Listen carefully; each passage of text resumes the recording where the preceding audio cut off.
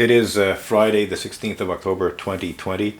I'm continuing my narration of my Pedigree of the Phoenix website, which is about how a bird-like pattern in the sun's corona that's seen during some total solar eclipses inspired the myth of the phoenix. It also inspired a little flock of other mythical birds, in fact a fairly large flock of other mythical birds, bird gods such as the Egyptian solar falcon god Horus, other winged mythical beings actually, including the dragon, but we're not getting into that here, and the winged sun symbols of Egypt and Mesopotamia, as well as winged sun symbols in other cultures, including pre-Columbian American cultures.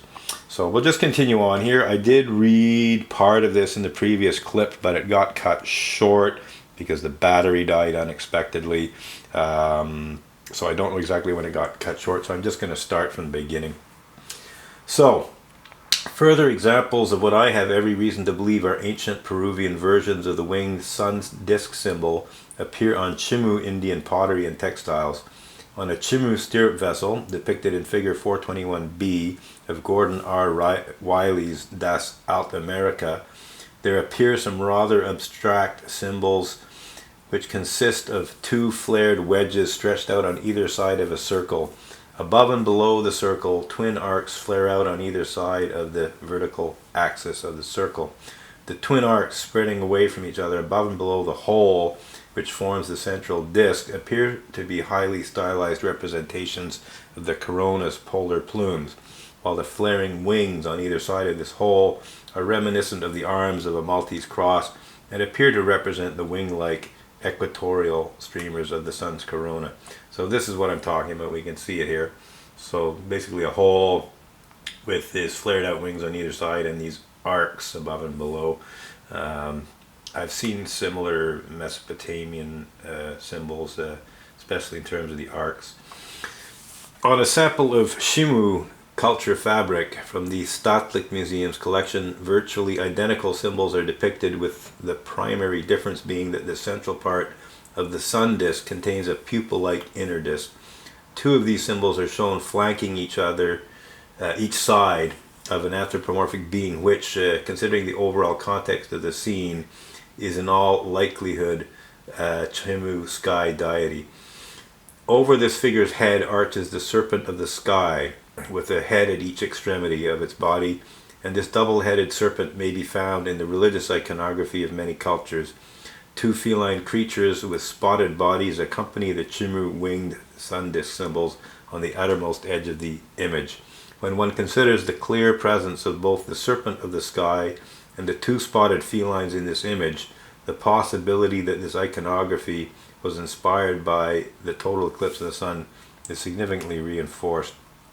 I will mention that this type of symbol, a double-headed serpent, is identified as representing the ecliptic by mainstream archaeologists. So essentially it represents the path of the sun and the moon in the sky, and more specifically the path of the moon, the serpentine path of the moon above and below the path of the sun, and when the moon crosses over the ecliptic, that's where we have our eclipses, either solar or lunar. And here we have the symbol, and so it does have a central dot, as we can see. So kind of like the pupil of an eye.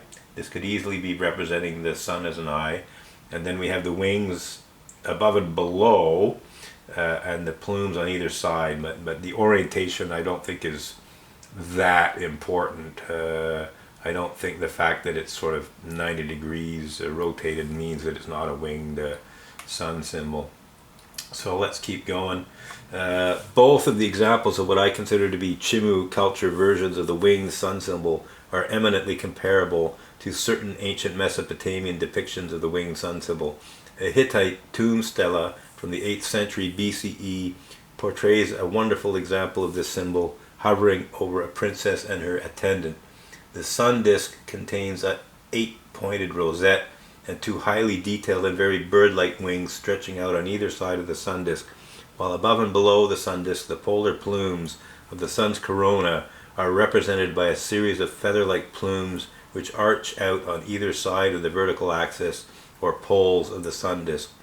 The outermost plumes of this exquisite Hittite example of the winged sun disk symbol, both above and below the sun disk, curl inwards towards the sun disk in a manner that is quite reminiscent of the twin arcs on what I have very good reason to consider to be the Chimu culture's version of the total solar eclipse winged sun symbol. Unfortunately, the images are not available. They weren't preserved by the Internet Archive Wayback Machine. I would also point out the remarkable similarity of the uppermost polar plumes to the plumed headdresses of the Mayan, Aztec, and Inca rulers. A line drawing of a winged sun disk symbol, which was stamped onto a coin of the satraps of Tarsus, appears as figure 151 in Dal Viela's Migration of Symbols. The original drawing appears as plate 64 of Lajarde's Culte de Mitra. This rather simplified version of the winged sun disk bears a distinct resemblance to the Chimu version. The coronal plumes of both poles of the sun are represented by a row of 4 straight feather-like tufts extending above and below the solar disk, while simplified but nonetheless bird-like wings represent the sun's equatorial streamers. On either side of the tufts, which represent the plumes of the upper pole of the sun, bisecting the angle between the upper edges of the wings and the upright tufts, 2 arcs reminiscent of the legs of the Egyptian scarab beetle sweep inwards. I will mention that the scarab beetle sometimes represented the sun disk in Egyptian versions of the winged sun disk symbol. So it is quite possible that these arcs were in fact intended to represent the legs of the scarab. The 2 outward sweeping arcs, virtually identical to those depicted on the Chimu syrup vessel and fabric sample, bisect the angle between the lower edges of the wings and the outer edges of the bird tail plumes right here. So we can see the similarity to the Chimu symbol there and here. So let's come back down. The similarity of this particular example of the winged sun disk symbol to the rather more abstract and stylized Chimu culture symbol is genuinely uncanny, and there should be little doubt that they represent one and the same thing. The bird-like appearance of the sun's corona that is often seen when the Earth's sun is totally eclipsed by our moon. Often is a stretch, I'm afraid. It's actually comparatively rare. The bird-like pattern in the sun's corona, I don't know, it's a minority of total solar eclipses. I can't say what percentage, but it's certainly not most of them. So that was a bit of a stretch there, which I'm correcting. The creation story of the Beining people of New Britain in the South Pacific relates how the first beings were the sun and the moon. They married, and from their sexual union stones and birds were born. These subsequently were transformed into men and women. The only time that the sun and moon are ever perceived to be joined in marriage or participating in sexual intercourse is during solar eclipses. In totality, the moon could easily be seen as a round black stone behind which hovers a gigantic white bird. I relate this primitive folklore simply to illustrate how imagery very similar to Egyptian and Mesopotamian winged disc symbol would be inspired almost universally by the total eclipse of the sun. Many primitive and not so primitive cultures explain eclipses in terms of winged creatures, albeit not necessarily birds attacking the sun. One tribe explains that eclipses of the sun occur when a large bat attacks it, and both the ancient Hindus and the ancient Chinese, whose cultures could hardly be classified as primitive, say that solar eclipses occur when the sun is under attack by a winged dragon. The wings and scale of this dragon are often described as being silver in color, and we recall the astronomers' use of the word silvery to describe the corona and its angel's wings.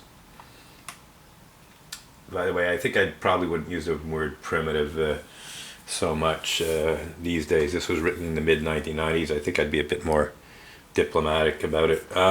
Anyhow, Returning to Western civilization and to the less remote past, I came across an alchemical illustration reproduced in a biography of Carl Gustav Jung, Man and Image, which absolutely confirms that the winged sun disk symbol was used to symbolically represent the conjunction of the sun and moon, at least by some alchemists. In this illustration from Christian Adolf Baldwin's Aurum Hermeticum, which was published in 1675, a winged sun is depicted hovering in the sky over a pool of water in which it is reflected. This is the only depiction of the winged disk symbol that I have come across which contains a hexagram, i.e. a Star of David or Seal of Solomon, within the disk of the sun. So we see it here. We see the sun and the moon above and below, and then we see the hexagram. It's hard to see, like it's difficult even for me to see, so the camera may not pick it up, but there is a hexagram, i.e. Star of David, in the solar disk here, and then we have the wings on either side. So it's clearly indicating the conjunction of the sun and the moon in a total solar eclipse. We see the triangle within the moon, so it's absolutely clear here in this alchemical symbolism. It's clear the alchemists understood this stuff. The hexagram is a universal and ancient symbol which, among other things, was used to represent the conjunction of the sun and moon, as I've explained in considerable detail in an essay on the hexagram.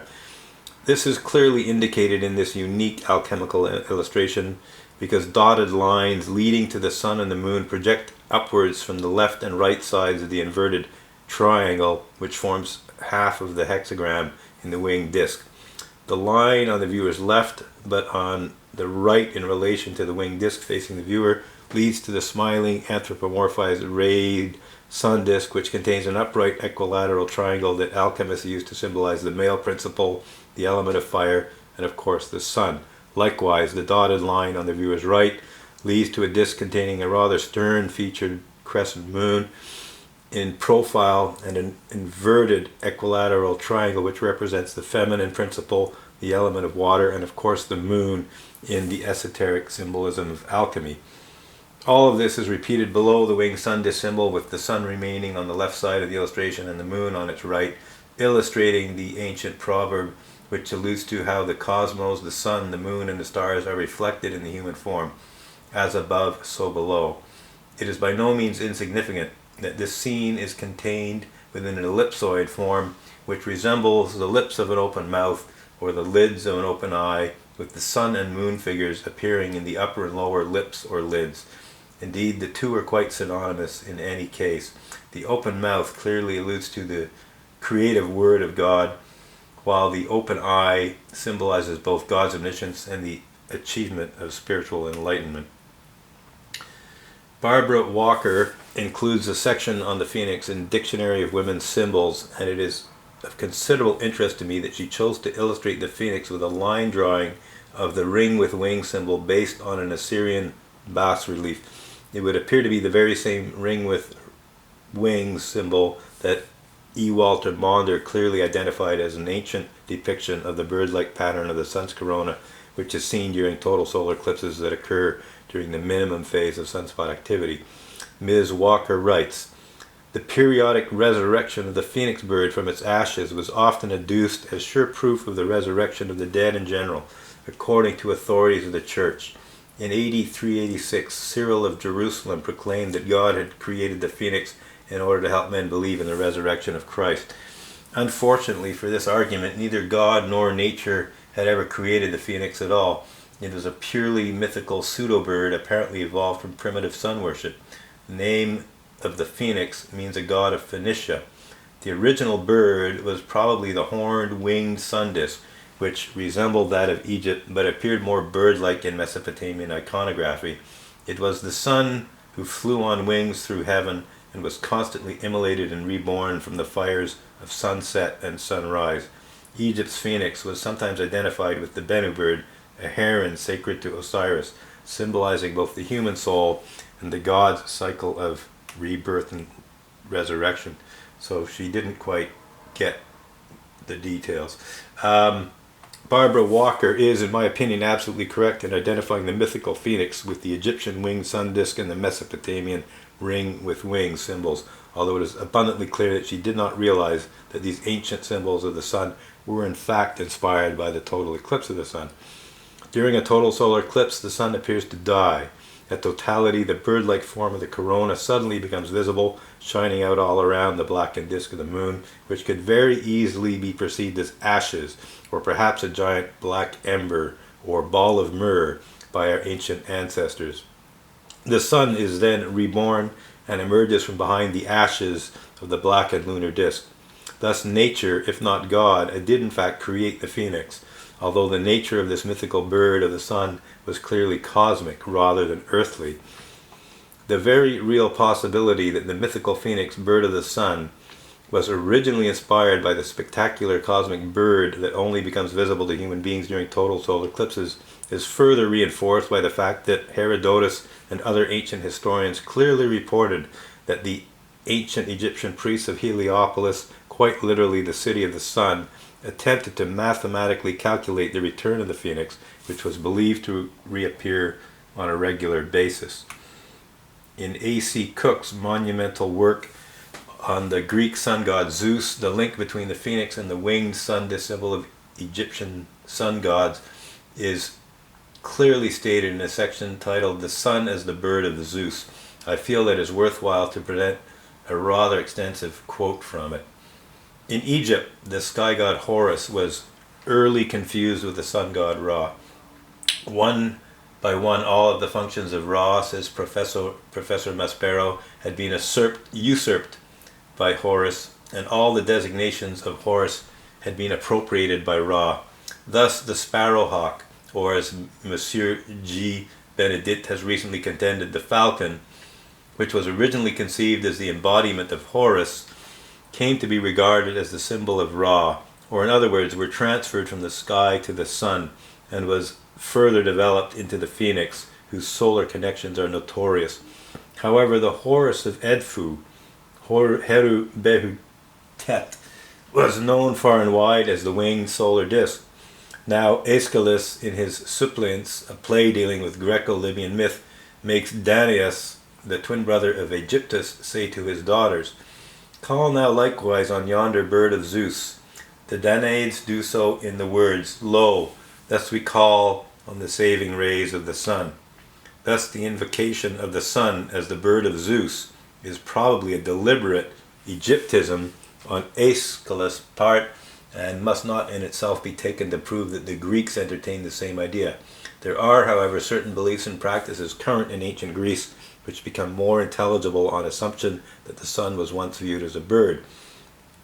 It is very clear from the preceding quote that Mr. Cook most certainly recognized the direct link between the phoenix, to say nothing of other sunbirds, and the winged sun disk symbol of ancient Egypt, although he was apparently unaware that this ancient solar symbol was directly inspired by the celestial phenomenon of the total solar eclipse. The comparatively familiar story of Leda and the Swan provides an excellent example of a Greek myth in which the sun god is personified as a swan, and I have every reason to believe that the total solar eclipse inspired this ancient Greek myth. As many people are aware, this notable Greek myth relates how Zeus, the Greek sun god, took on the form of a swan and ravished the mortal woman Leda. According to Robert Graves, the noted authority on classic history and mythology, this famous myth is in fact a later variant of an earlier version of the myth which originally portrayed Zeus ravishing the Greek goddess of the moon, Nemesis. Thus it would be clearly understood that this Greek myth blends the almost universal ancient belief that the sun and moon were engaging in sexual intercourse during solar eclipses with the similarly universal ancient perception of the bird-like form of the sun's corona as a gigantic celestial bird, in this particular instance a swan. Several other cultures had similar stories in creation myths. One ancient Egyptian creation myth relates how a gigantic cosmic goose called the Great Cackler laid the primordial cosmic egg. This creation myth would appear to have been inspired by the total solar eclipse as well. Indeed, it is remarkably similar to the Phoenix myth. There is no doubt in my mind that if modern anthropologists and archaeologists were to reassess the ancient religious iconography, theological concepts and mythology of our ancient ancestors in all parts of the world, in light of the information which I have presented in this thesis, that they would discover many more examples of the solar bird that was inspired